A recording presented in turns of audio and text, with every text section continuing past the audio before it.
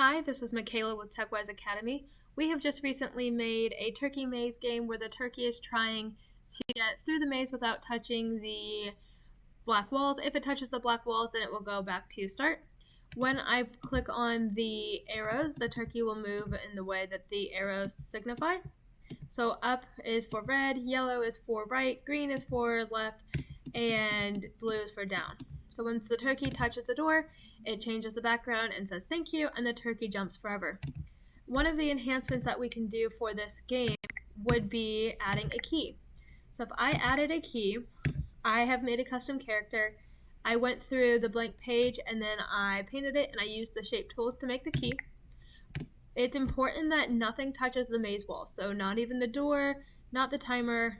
If the turkey hits it, that's because the player did it, but just make sure that it's not touching it. So if my key was like this, and it's touching the black walls, it will constantly send my turkey back to the start. So I'm going to make this a little bit smaller so that it doesn't necessarily have as much chance to do that. And I'm going to put it in a way that's maybe not too easy, but not hard either. If I edited my maze, I could put it right here, but I can't put it right there because my turkey cannot access that without editing my maze. But for the sake of this video, I'm going to put it right there. But I don't want the door to already be on the screen when the player is playing the game because otherwise they'll just go to the door. I don't want them to know where the door is. So when I do that, I am going to take my green flag and I'm going to hide it.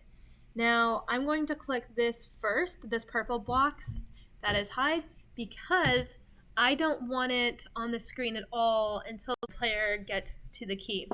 If I were to connect this, then it would be when I click the green flag, it would hide and go into the background. I don't want it to do that. I want it to be already hidden. So I'm going to click this first and then add it to the green flag. And notice that when I click the green flag, it does not show up. That's exactly how I want it to be. When the player or the turkey bumps into the key, it will have a message being sent, and it's going to send an orange message. The reason I'm picking orange is because red, yellow, green, and blue have been used for the motion of the turkey, and the maze sends a purple letter when anything bumps it. So that's why I'm going to be using an orange message. Once the door gets the orange message, it will show up and the player will be able to win the game. Keep in mind, I normally would have the timer going right now, so this might make it a little bit harder to win the game, since now the player has to get the key and get to the door, but for right now I don't have the timer going. So if I click the green flag, I will move my turkey very carefully and make sure that I can hit the key. Once the turkey bumps the key, then the door shows up. You can even add confetti. You can say, hooray, I got the key, or add a sound effect, whatever you may like. And then I can complete the game with the same exit screen as before.